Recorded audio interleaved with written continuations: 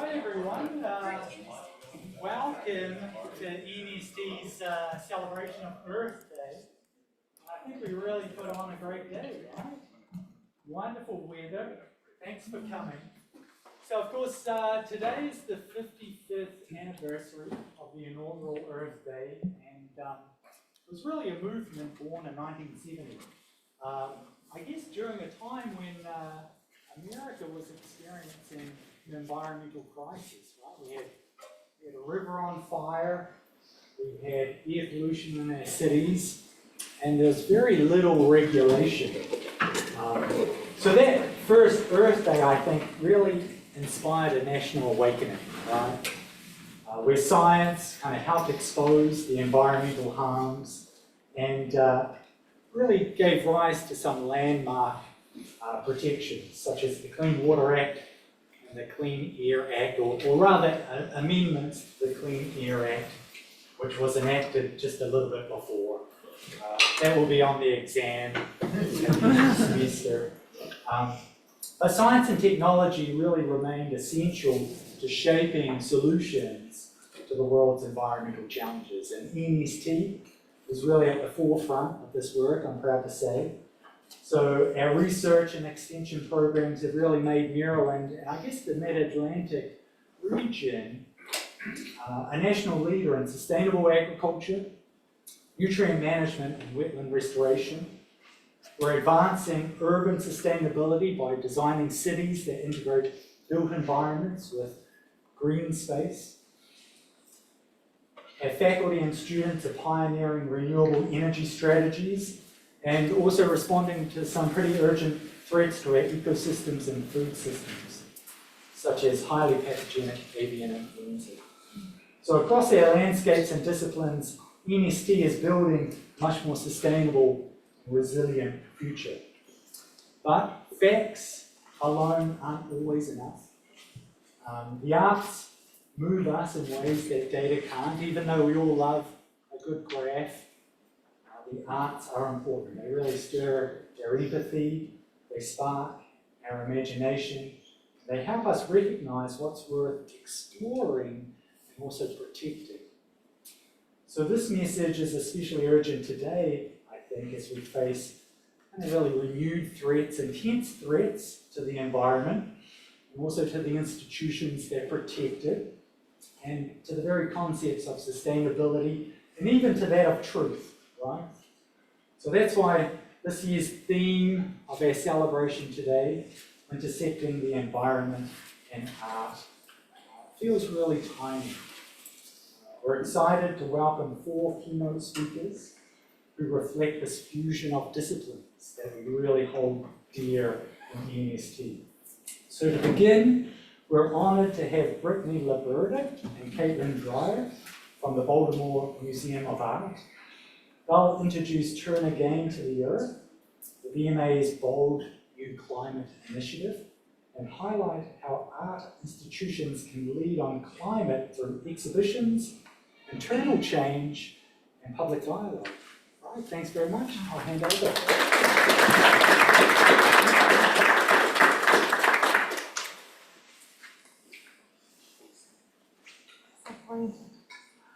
Thank you so very much for the invitation to speak to you today. Caitlin and I are incredibly honored to be here and to humbly share the efforts that we're making within our art institution with you all. So I'm Brittany Liberta. We have a 2-part presentation. I'm your first speaker, and I'm a curator at the museum. So I organize exhibitions, I acquire works for the collection. The little label below your work of art, somebody writes that. That would be me. As a museum institution, the BMA was founded in 1914. Our first building that we're in now went up in 1929. And there have been additions over time, the last one being in the 1980s. If you know about building infrastructure, you'll know that things that went in the 80s need quite a lot of improvement to meet current sustainability standards. So I would describe this year as a wake-up call and both a call to action internally at the BMA to think about our processes as a civic space with the responsibilities to our community, and also to the artwork that we hold. So turn again to the earth, quote from Rachel Carson's Silent Spring, thank you. Silent Spring, not Spring Awakening, in fact, quite the opposite. Silent Spring text is leading us to this year, and it's our 110th anniversary, so we've chosen this year to turn again to the earth for inspiration. And really, I think for us, one of the major concerns too was to think about the urban environment that we're in and how we might return to green space, return to thinking about green space, both outside the museum on our grounds, and also thinking about the earth inside the building.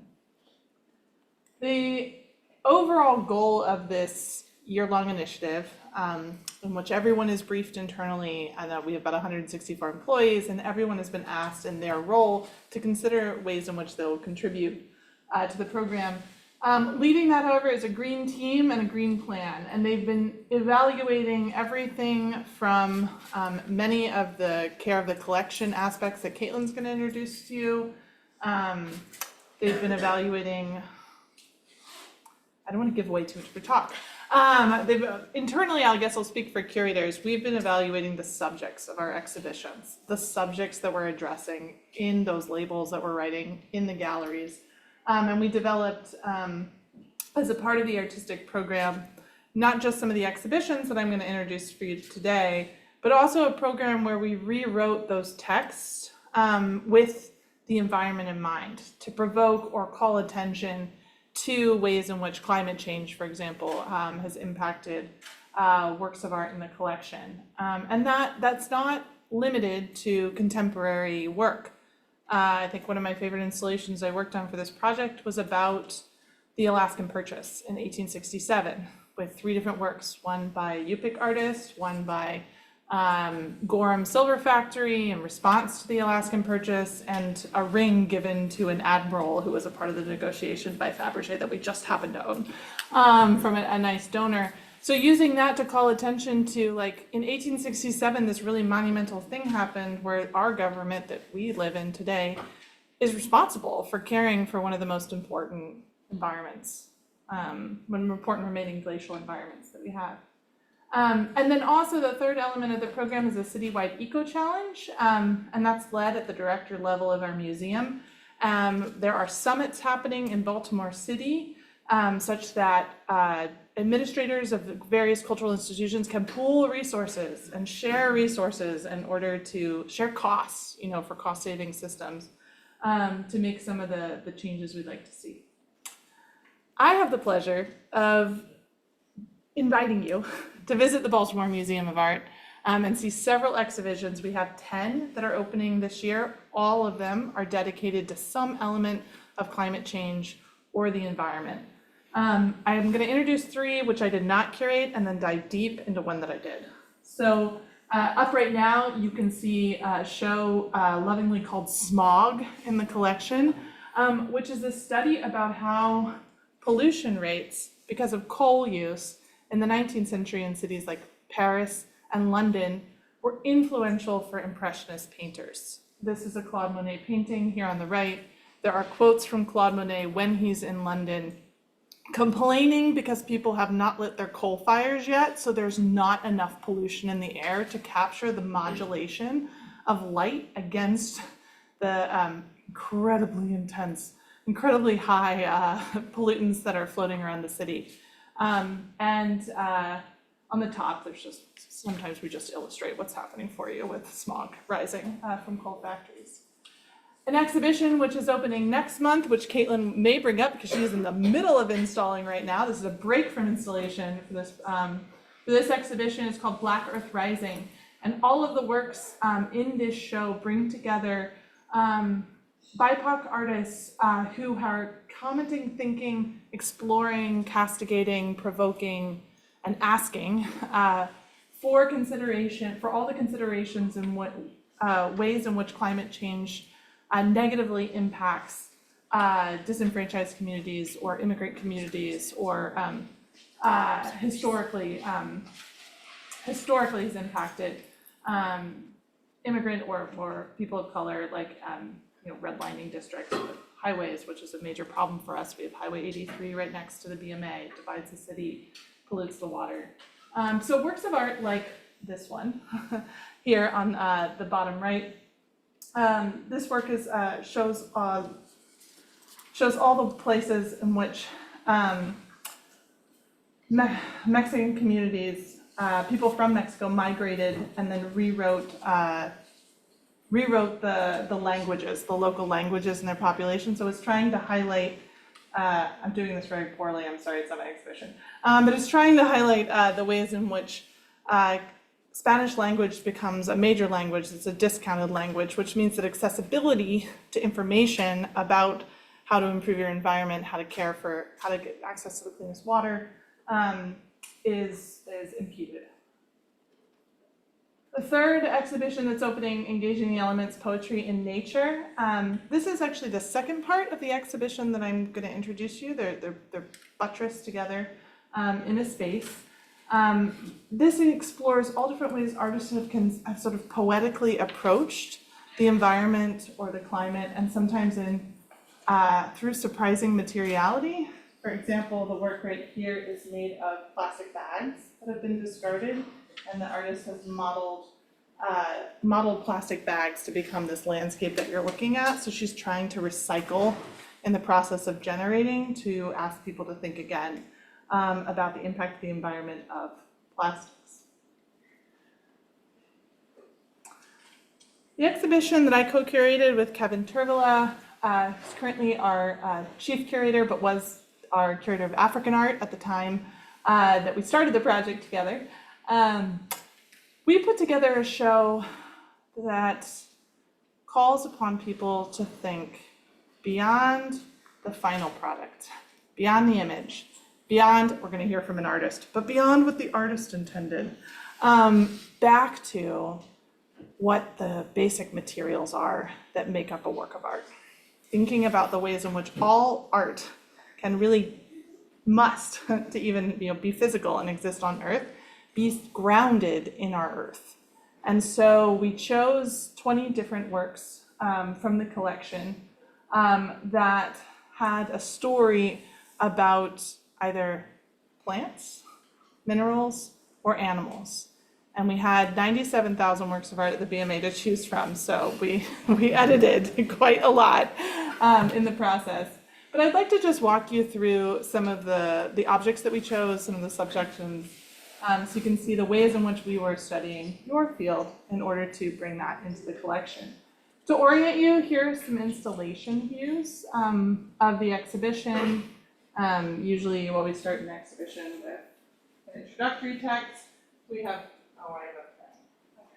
we have 3 icons here, one for mineral, one for plant, and one for animal, and they're found next to the works of art in the exhibition. And it's just one room. Like some of the exhibitions are bigger. This is just one large room with the 20 works in it. But it's laid out such that minerals are on one side, and then plants and animals are on the other side. So it's circular. You'll have to come see it in order to really experience it. To look at those sections. In animal, we had many to choose from, but focused on whales, elephants, and birds. The work on the top left is a Fijian necklace from around 1870. The story of whales, it's made of baleen, so whale's teeth. The story of baleen is impacted by colonization of Fiji. Prior to around the 1870s, when there was an influx of European prospectors, traders in Fiji, the Tongan people acknowledged the spirituality of whales. They were associated specifically with a god, and so you would never kill a whale in Fiji because that whale had a spiritual value to you. So this baleen, prior to 1870, only came from beached whales, like the one you see in the very cool print below it, which we'll talk about in a moment. After 1870, though, as capitalism and the economy gets involved, what do we see? We see art change, much like we see the treatment of animals change. And so this necklace was actually made probably for a European collector, And at this point, because there was profitability in it, whale deaths increased as people went out and started to hunt whales, as opposed to a sustainable practice of only harvesting from the already dead whale. The print on the bottom left is a beached whale. It evokes spirituality, but in a completely different way. This is a beached whale migrating up the western coast of Europe. It's beached in the Netherlands, and the Dutch artist illustrates himself right here on the bottom left, drawing the whale with scientific accuracy. And it's incredibly important. He lists this up here, how accurate it is, how measurements he's been taken, how it's to introduce to people the impact of animals and anatomy on art through a kind of scientific revolution that's met also with an interest in perspective or an interest in scientific accuracy, and also firsthand accounts of studying science. We already see that in the 17th century as being so essential to recording a work. That's not the case for this elephant illustration over here on the right. Elephants very rarely traveled through Europe. You might see an elephant once in your lifetime in the 16th century. And so when this artist, Wenceslaus Hollar, was commissioned to make an advertisement for a visiting elephant, he had to copy a print of an elephant made in Amsterdam. He's in Germany, he has to copy a print of an elephant made in Amsterdam 50 years before. And so we start to see, we're at this stage of various levels of distance from nature, like in the process. Last work from this section is the tusk. I wanted to call to your attention, much like the Fijian necklace on the right. This tusk was made for export on the Ivory Coast, and it illustrates the process of trading ivory on the tusk itself. If you get very close, you can see people carrying a tusk. Drawing attention to, of course, this very violent trade that existed. And as a museum, we care for this object with the hopes of teaching people and encouraging people never again to hurt animals in the process of making art. In the plant section, I'll just talk about one work here. It's this piece on the top right. It's made by an artist named Linda Bills. She taught at MICA, the art school in Baltimore City, basket making for almost 20 years. Bills believed in sustainable basket design, and so this part of the basket is bark collected from a tree felled by a storm in Druid Hill Park, which is one of the big parks in Baltimore.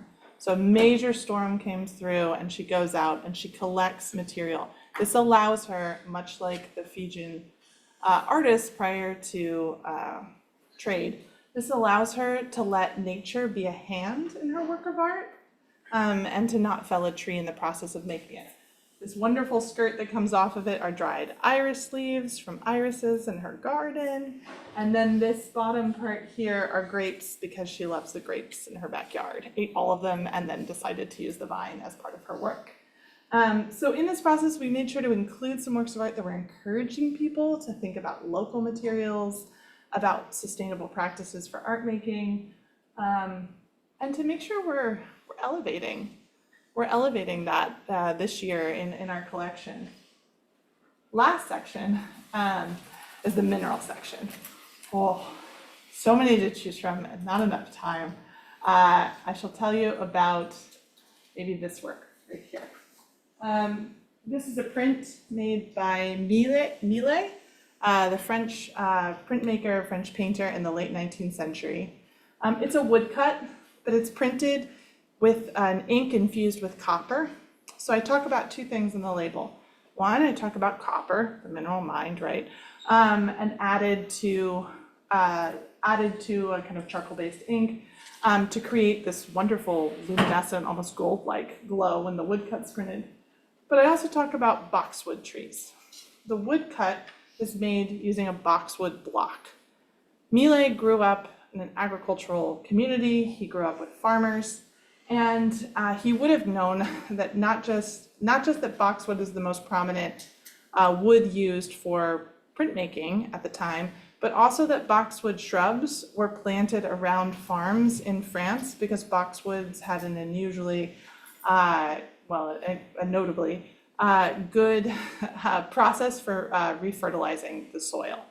So they're strategically, he grew up with boxwoods, had this agricultural purpose, and we point out in the label how here he's using it for an artistic purpose. And it's a man digging in the mineral section, and we just like to help people along the way. One more, and then I'll pass it over to Caitlin, because this story is pretty incredible, and you may know this artist as well. This is a photograph by Ansel Adams, a 20th century American photographer, and it's of the Alabama Hills in Owens Valley in California, and it was photographed in 1945. In the Owens Valley, Kodak, Eastman Kodak Company, owned a silver mine.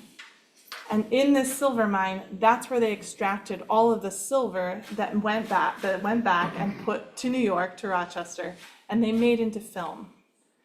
So this was a silver gelatin print in 1945, made in California, but using silver from this location that had been sent to New York and then sent back to California to the same location. And so we wanted, this isn't of the mine, but I love that the silver, that's the subject of the silver that influences the subject of the photograph is infused in the very object itself. That is my brief introduction to our year-long program. I now pass it over to my colleague. Thank you.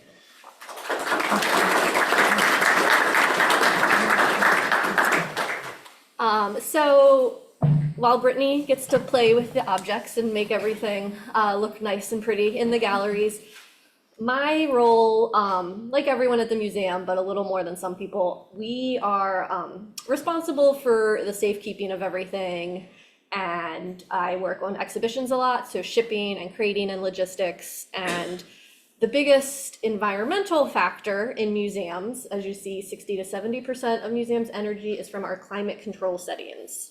So we have really big BG bills every month. And historically, this is something museums have grappled with. We have very tight temperature and relative humidity set points that were established decades ago as, you know, the best and ideal environment for objects and for the preservation of them in perpetuity. And we aim for 70 degrees plus or minus 2, 50% plus or minus 5. And those are really tight points that I think every museum in the country will admit is almost impossible to achieve, especially when you have a building that's a collection of buildings with infrastructure from various points in time. So one of the things that many museums are grappling with is these set points, and are they ideal? Are they necessary? How practical are they? And this group that started in the Netherlands and the UK that is slowly being adopted here in the US, the BISO protocol, is looking at expanding these set points. What are museums actually able to maintain, and what is really necessary for an object? We have an encyclopedic collection that includes mosaics from Antioch that were walked on and lived in a very hot and humid environment. We have silver and porcelain from the 18th and 19th century that were in people's homes. We have a full-size hearse that was a car from a chop shop. So we have a lot of things that we take care of and trying to preserve them while also working to preserve the environment. So the BISO group has been studying and doing case testing with different museums to expand the temperature and the humidity and allow for greater swings in different climates, in different seasons, as a way to hopefully lessen our energy spending as well as the impact that we are having on the environment. So part of expanding our environmental set points in the museum means that we do have to think a little bit more about how we're displaying objects, because some things like mosaics or stone may be okay at 60% humidity, other objects may be more sensitive to changes. So we work really closely with curators and with our conservation department to figure out what is the best way to display an object and mitigate any possible issues. So some of these images here are our framer creating what's called a microclimate. So we're basically encasing this print in a frame, inside of a frame that is fully sealed up. So even if there were to be a system failure or a power outage, or we have a really cold day in the winter in an old building, the object has an extra layer of insulation. Microclimates can be used on almost all flat works, so whether it's a painting, a drawing, a print, anything like that. We also can use microclimates in casework like this, where you can have a little cubby kind of built into this case down here. You can insert different materials such as silica gel to help maintain humidity. You can also insert materials to prohibit silver from tarnishing, things like that. So it allows for the display of objects in what may have traditionally been a non-stable environmental area, like a lobby or things like that. There's doors opening and closing, but you can still have art in places that are more welcoming. A lot of my job specifically is in shipping of art, which I will admit is a significant environmental impact. So there are a lot of factors that go into shipping art, a lot of cost, a lot of determination. These are just a couple different images. We do a lot of crating, which is often, again, I hate to admit it, but very wasteful because an object is crated to go somewhere.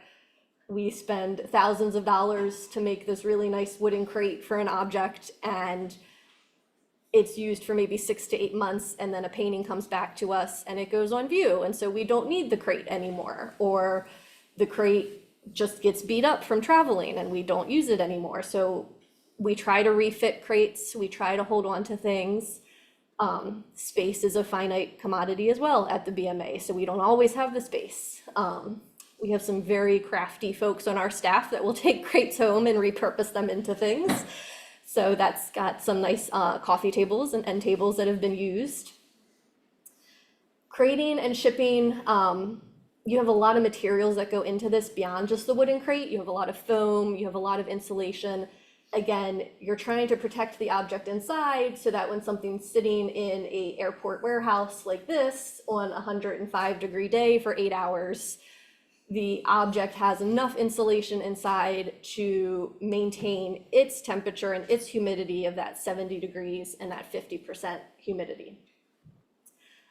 We work with a lot of lenders and things to try to consolidate and have as few shipments as possible. Sometimes things are just so big, this is the only thing that was on that truck. And it was a single painting, and it was one tractor trailer going all the way from Baltimore to San Francisco for a show that I think there was maybe 100+ objects in it. It was all really big paintings, so there was a lot of trucks going across the country. Something that has come out again of the Netherlands, they seem to be a little more ahead of things. These turtle crates, it's the name of the company is Turtle. This is a reusable crate that they estimate lasts about 15 to 20 years. One of these crates would last, depending on wear and tear, we maybe sometimes get 5 to 7 years out of it if we're lucky, if it's a reasonable size. Something this large is really only good for one thing. But these turtle crates are significantly more. There's a large cost investment in them. They're about, we just bought 2 of them. They're about $20,000 a piece. And that was our discount price. But these are things that you can use for anything that fits inside of this framing. And the materials are just as good as the wood and foam and ester foam at preventing any shock or breakage or vibration. But we're excited to see sort of more use for these in US institutions. It also allows us to possibly work with other local institutions. And if we're borrowing something for an exhibition, we can just say, hey, we have this turtle crate available.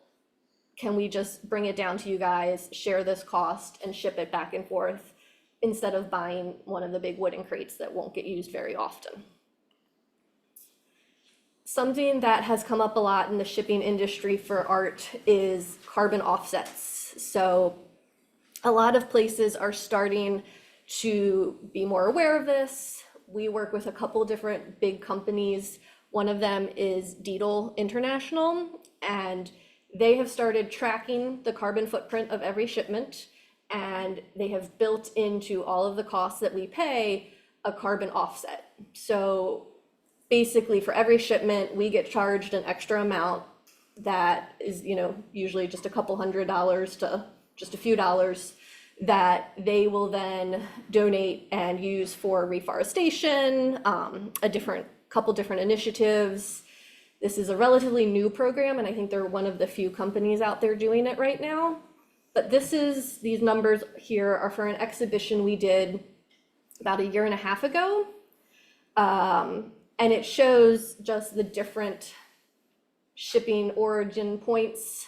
And here we had a courier on board. So this means a person flew from Lisbon with the object, hence the larger carbon offset, because you're accounting not only for the object, but for the person on the plane and their cost of getting to the airport and from the airport.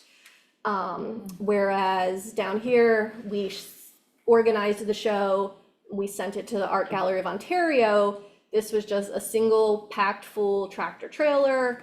It was only $1 and so. So I went through and I had added this up. In total, we only spent $145 in carbon offsets for a project where my portion of the budget alone was about $750,000. So it's a very small amount that we're happy to contribute to, the company and to these carbon offsets and to trying to do what little we can. As Brittany mentioned, a lot of our projects this year are focused on the collection, so we've eliminated a lot of shipping, trying to be more aware of these type of costs and things like that. One of the last things that we have focused on this year, and really in general always, because environmentally it's more friendly and also budgetarily it's more friendly, is how can we reuse and repurpose materials such as casework or even wall design. So these are different floor plans. This top floor plan is for what the exhibition was that we did 1.5 years ago called Making Her Mark. So we had all these different walls that we had built out for that exhibition. The one that was immediately after in that space, you can see the purple is what we left in place. We knocked down the red walls and we built the green walls.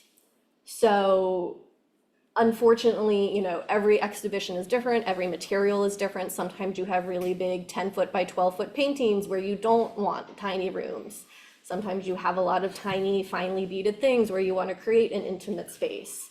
So our designers work really closely with our curators to try and predict floor plans for things and how can we mitigate as much as possible material waste as well as paint and all of the things that go into preparing a space. We also use the same casework a lot. We have a sort of stock of casework of varying designs and shapes that are just constantly in rotation. They come out of one exhibition and they go immediately into the next exhibition. So we're not building and discarding things all the time.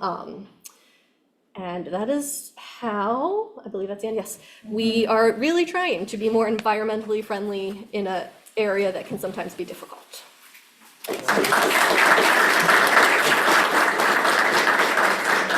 Thank you, Brittany and Caitlin, for coming and telling us not only the exhibitions that are public facing, but also what happens behind the scenes, right, to make things as sustainable as possible. So thank you very much. Thank you. We really appreciate it.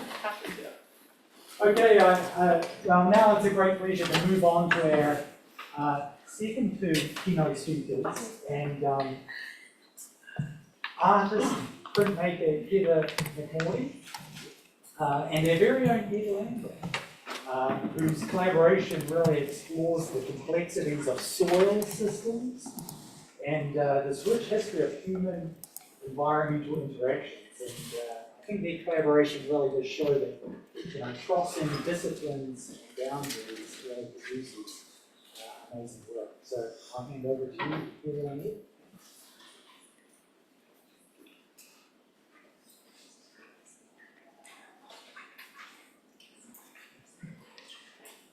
Thank you. Sure you click on Yeah. your microphone. Yeah. So, the title of our project is Ditching. It involves the salt marshes of the Northeast and Mid-Atlantic states, the digging of shallow ditches in the salt marshes to decrease mosquito breeding, to essentially drain the marshes. Oops.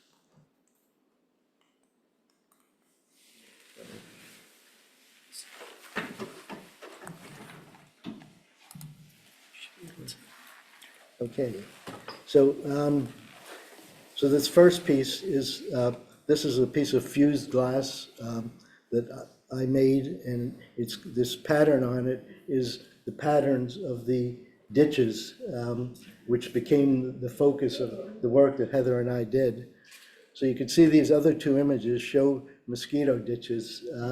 They can be highly extensive.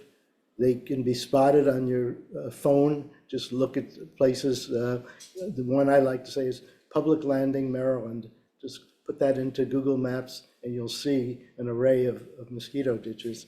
So these two pictures here, one is from Rhode Island, one from Massachusetts. I love the one in the middle with the airplane in the picture, so you get a sense of scale, and you see that grid pattern. This other one was done by a former TERP faculty member who's now at GW, and she went in with GIS and highlighted each of these visually discernible ditches, and it's quite a picture, as you can see. Okay, so let me tell you a little bit about what the ditches were like. As I said, they were shallow. The typical ditch was 10 inches wide by 20 inches deep. And ditching really started first in New Jersey. They were leaders in mosquito control, and they did extensive ditching there. So I wanted to, so I could always remember about the ditches myself. I had my own New Jersey license plate made. So it's the 10 by 20 inch ditch. So, so these pictures came from Delaware, from the Delaware Public Archive, which was a gold mine to find this. And Paul tipped me off to a person in Delaware to speak to, and then he put me on to the Delaware Archives. So these pictures, the painting is by Jack Lewis, who's Delaware's favorite native son artist. And the picture is, I found this in the archives and scattered among a ton of other pictures because the head of the Delaware Mosquito Control Authority was an avid photographer. So he would shoot multiple shots at everything he saw. So when I was going through this actually to get ready for this presentation, I said, now wait a minute, I've seen that thing. So I matched up this is, you can see the actual photo that so Jack Lewis was a member of the Civilian Conservation Corps, the CDC, CCC. The CDC, you know, that agency we used to have, it's not the CDC. This is the CCC. The boss was a smart guy. Somehow he got a federal agency to hire an artist as a core member of the CCC. So Jack's job was not to dig ditches, it was to paint people digging ditches. So when you look at these two pictures, so in the painting, there's this loincloth that the boss probably told you better paint a loincloth on this guy, otherwise what are we gonna do with this picture? But when you look at the original photograph, I don't think there was any loincloth as far as I could discern there. This was a guy on a hot day working among a bunch of other guys and stripped down doing this very difficult job. Namely, this was called a hay saw. He would cut through the turf layer, and that was the first step. There was a 4-step process. You would cut through the turf, you would, someone else would come in with a pitchfork, throw that off, and then a shovel was put in to scoop out the soil. And the last step, someone cleaned out the bottom, and they would just move through the marsh like this, working all year under incredibly difficult conditions. And the rate at which they ditched was really hard to imagine. So our project involves a timeline and a trajectory. Who did what? And so who were the people? Where did they do this? And then the aha moment, which I'll describe. So like I said, so I'm a soil scientist. I spent most of my career working on radioactive waste, but I got interested in tires because tires are a major source of microplastics to the environment, the major source. And when I came here to Maryland, Paul, I knew, was working on tire disposal issues, namely tires as mosquito breeding grounds. So Paul became my mentor in terms of the mosquitoes and the environment. I learned by osmosis and got interested in this. So we did a couple of studies that fed off some of the earlier work that I had done. And this is Joe Sullivan in the middle. Joe was a major component here because Joe gave me access to the growth chambers where we did UV exposure experiments, which I did not know how to do, so he taught me how to do that. And that showed that UV exposure increases degradation of rubber. And then that became the basis of these two experiments on what's the impact of that degraded rubber on mosquito breeding. So then COVID appeared, okay? So it was this long period, you know, we didn't really know what to do, how we're gonna get through this. I started just Googling things, exploring, and that's when I learned about ditching. So I found out that Salisbury University had the papers of a former mosquito control person who had started in Delaware and retired working for the Maryland mosquito control people. So his papers went to Salisbury. So I got started here in January of 2020 under extremely difficult conditions. It was great that they reopened the archive, but the conditions were you were widely spaced. You were at the Delaware archive, they'll describe later, each desk had an air filtration system next to it. They limited the number of patrons to like 4 people in the reading room. So COVID was a tough time.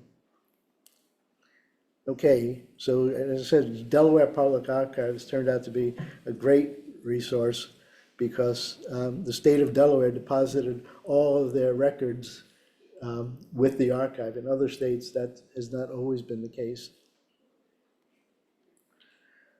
So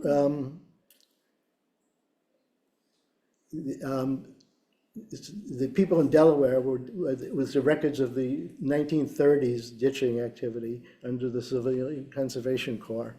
So I started looking at just going through systematically every box they had.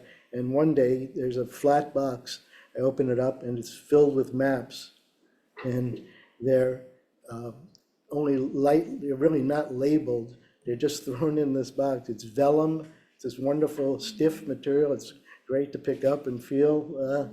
And so I got just in love with these images, these isolated images that you can just pick up individually. You don't know exactly where it is, but if you look at them for a long enough time, you can figure out where it is. There's notations on it, there's locations, blah, blah, blah. So it became great. And that's when Heather and I started to talk. I knew Heather's work from a meeting at the Urban Soils Institute, and I had filed it away. Oh, her work is great.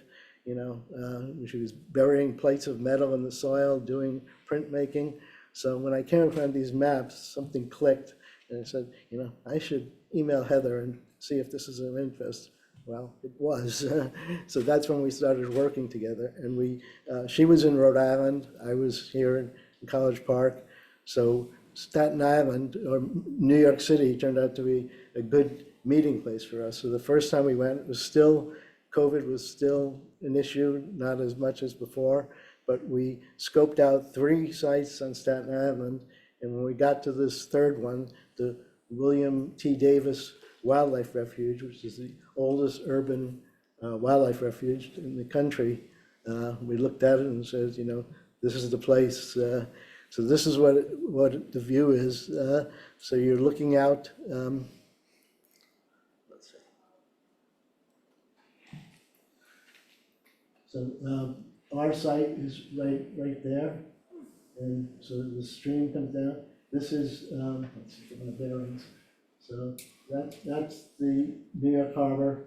This is New Jersey in here, and this over here is the Fresh Kills landfill, which is now the largest park in New York City. It went from it was a landfill for municipal waste, and it was closed because it was a public nuisance. The people in Staten Island just hated it. The smells were, they described as unbelievable.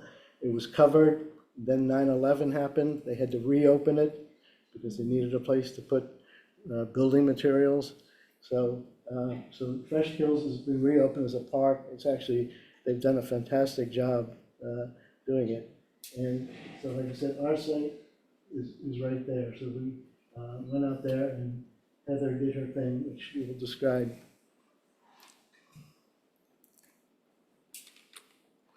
Okay, so after that, we found out that William T. Davis had some other features, so we didn't dig too deep when we were at the site. So, you know, it turns out Staten Island was picked logistically, New York City was, because it was a midway point for us. But we didn't just pick a borough at random. Staten Island has the most marshes of any of the boroughs, and it still has some considerable health problems associated with mosquitoes. And you could see here the red dot on the map. That's our site, and you can see it's in the part of Staten Island that has some of the highest incidences of this is frequency of mosquitoes from surveys, and you could also see in terms of New York City that mosquito-borne diseases, in this is the case West Nile virus, are higher in Staten Island than the rest of the city. So it was not a random choice. It was a random region and then a specific choice. Okay, here's some of the images, and I still find them captivating to look at, and that was sort of our raw material for moving forward. Okay. Thanks, Ed. Thank you.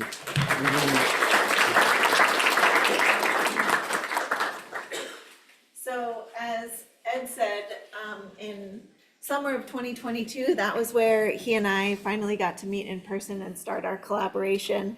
But I want to take you back a few years to give you the history of where I was coming from to where I met Ed. So while Ed was doing his thing down here in Delaware and Maryland, I was up in Rhode Island, diving into the muck of salt marshes in my creative practice.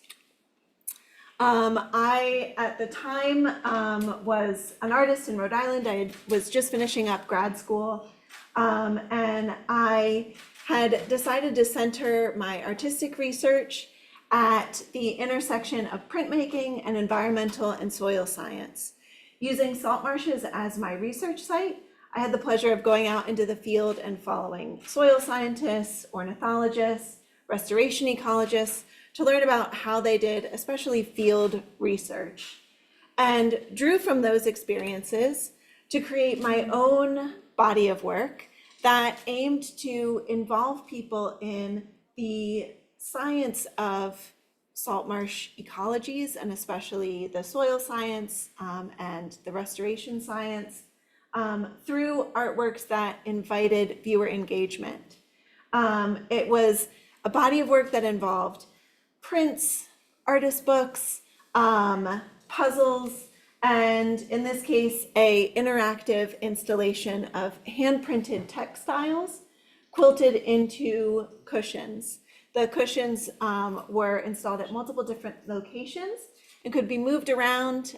They had some sensory elements in them, like tactile and sound, that engaged viewers in thinking about the multiple different ecosystem elements that work together to create a healthy ecosystem. Things like the plant life, the soil system, the hydrology, and things like that. I presented this work at the 2020 Urban Soil Symposium, which Ed mentioned. Ed was also presenting at that, so we had the opportunity to connect. And then 2 years later, as Ed was continuing his work, I was continuing working with salt marshes. As Ed mentioned, he reached out and he explained everything that he just explained to you and said to me, all right, I've got a challenge for you. Are you up for this? I think that I need to create an artwork that conveys this information. And as Ed pitched it to me, his reasoning was traditional modes of scientific research communication, such as publishing a paper, presenting at a conference, would only go so far in covering this history and would only reach a particular audience. But if we wanted to really convey all of this multi-layered history and reach an audience that was beyond just the scientific community, we really needed to partner together. I love a good challenge, so I was like, yes, absolutely. And Ed and I, as he said, decided to meet in Staten Island or in New York as our halfway point. We were given a residency through the Urban Soils Institute at their location on Governor's Island in New York. And from there, ended up deciding on Staten Island as our research point. And we just went right to work, really making art, getting our hands dirty, immersing ourselves as much as we could into the ecosystem.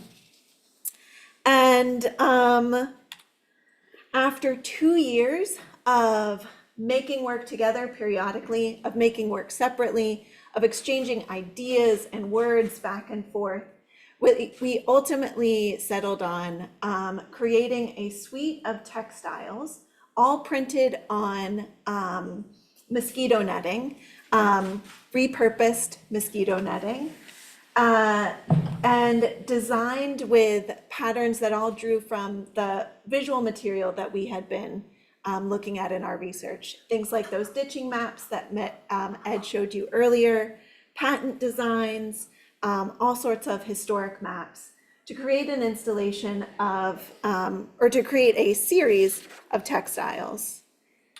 And based on my previous work, let's see if, whoops, I can get this to open. Yes. Okay. I'm gonna have this just playing while I talk. So based on the previous work that I had made, my feeling was that a artwork that was immersive, multisensory, and had some sort of like engagement from the viewer would be the most effective in engaging people with this history. And so we ended up using the textiles to create a maze-like installation in which other artifacts that we had created in our process, in this case, these are prints from buried steel plates that were left in the marshes, as well as cyanotypes, other artifacts, like historical artifacts. They were interspersed with the textiles to invite viewers to physically move through these layers of information, kind of in a way moving through our research process. It was a way of kind of saying, this is all the information that we're walking through. Come immerse yourself with us. You can't hear it now, but at the end of this installation, there was a film of found and historic footage with an original score written over it. That was actually created for us in collaboration with 2 UMD students, Patrick Burke and Austin Cho, who contributed to this piece. So I'll let this play just through this last movement through. And this was on view at Cultivate Projects in Kensington, Maryland. They're a organization that's really interested in art and environmental science. So I'll close this and go back to this guy. Amazing. So that was May of 2024, almost a year ago, that we exhibited that work. And just to wrap up, as I reflect on the process of working with Ed and this interdisciplinary collaboration, I just wanted to share a few thoughts that will hopefully encourage your work as you move forward. The first is that collaboration, especially across disciplines, requires humility and vulnerability. It really requires both of you being willing to ask questions and step into the other person's practice. Be willing to get messy, to make mistakes, to ask weird questions. One of the things that I loved about working with Ed was that he is 100% down to just do anything. We have gotten our boots just like filled with mucky water. We've made some really weird art, and we've walked along the side of the highway in search of a good field research site, and he's down for it all. And I really appreciate that. The other important thing is finding that common language, especially when you're working across disciplines. The jargon of our particular fields can divide us and separate us unless we find opportunities to find bridges and connections across those disciplines. So for Ed and I, we spent a lot of time exchanging words back and forth, nerding out over similarities in definitions, and also nerding out about the kind of the parallels between the ditching process, digging into the ground, and that ditched incision that's inherent to printmaking, especially relief processes, as was brought up by the relief printing. So finding a visual and verbal common language. And lastly, the most impactful work in any field is best made in community, not isolation. In addition to having Ed as my collaborator and also working with Austin and Patrick on the video, I had a great team of 2 studio assistants that helped me print the textiles. This work was very much not just me and Ed. We also had so many people that were helping us with our research for this as well. So as is the case with environmental science, you really need community. It's not a one-person thing. The same is true with art and any collaboration.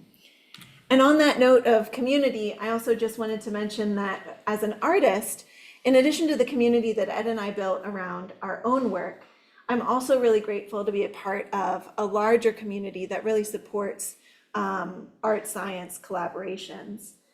Creature Conserve is an international art science organization that is aimed at supporting artists, writers, designers, and other creatives as they find new pathways towards wildlife conservation.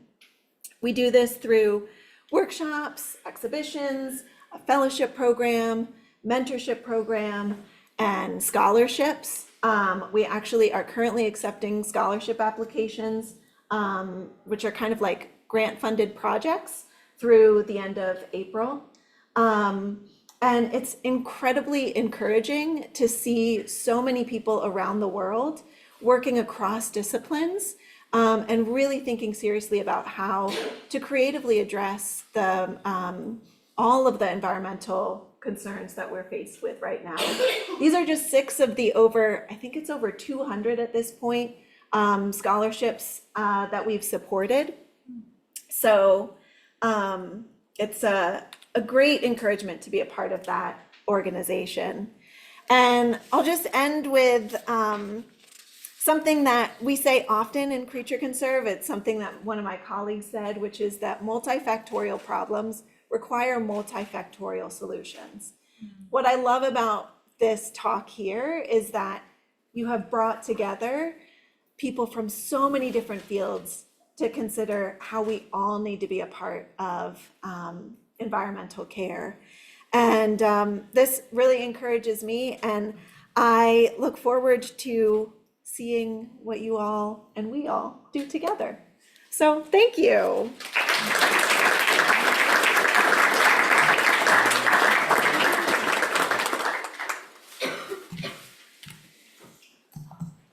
Mosquitoes, tiles, and soil science. So you can't really ask for too much more. So very soon we'll be breaking, enjoying good food, music, conversation, just in the atrium. And you'll get to ask lots of questions of our speakers, so don't worry. But before that, I do want to announce a couple of awards. And these are really important awards. The first one is announcing the winners of our Earth Day sticker competition. So we received some really excellent entries, and we really couldn't decide on one winner. So we decided to choose two winners. And our first winner, I think, is Anushka Cameron.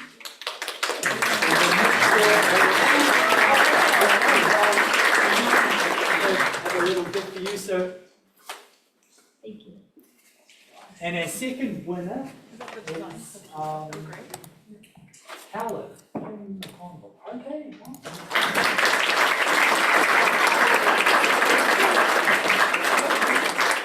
So we had an animal and a plant sticker, no mineral sticker.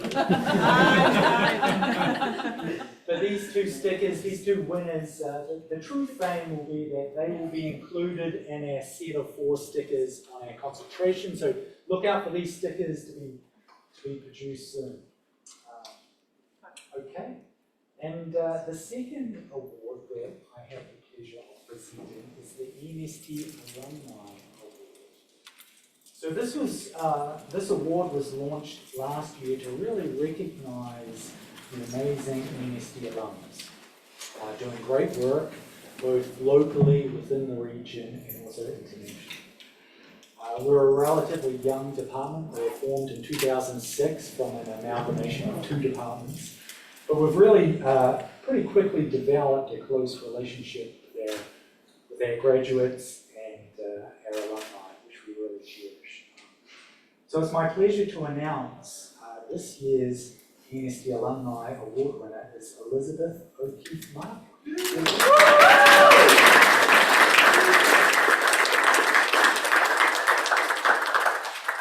got a little bit to say, Elizabeth. Oh, okay.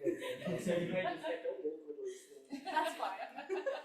I'll try and be brief. Right? So Elizabeth serves as a GIS analyst and environmental planner at Stroman Environmental, where she plays a pivotal role in advancing sustainable and resilient communities across the Mid-Atlantic region. Elizabeth graduated from ENST in 2017. She's really led efforts to integrate geospatial analyses across natural resources, planning, and engineering disciplines. So again, that kind of interdisciplinarity is really important. Developing workflows and best practices that are now adopted across our company. She's been instrumental in designing and implementing green infrastructure strategies that improve stormwater management and support climate resilience. So, thank you very much. There's a really neat award in here, which is pretty heavy.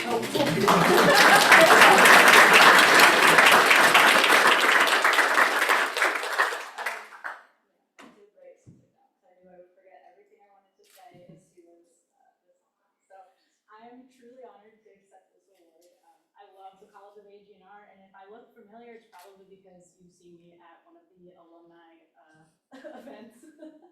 I love my major and I love my time here as a student, and so that's why it's an easy choice to kind of come back and stick around. Being about 8 years out from graduating, I'm really happy I have the skill set and ability to pursue environmental stewardship in both regular life and my career. And I use systems thinking approach in combination with spatial data to find solutions, and so it's very rewarding to use all the stuff I learned here at my job. To the professors, faculty, staff, and mentors I've had, thanks for your knowledge and guidance over the years. To my husband, friend, and family, thank you for supporting me in all my extracurriculars back in college and still today.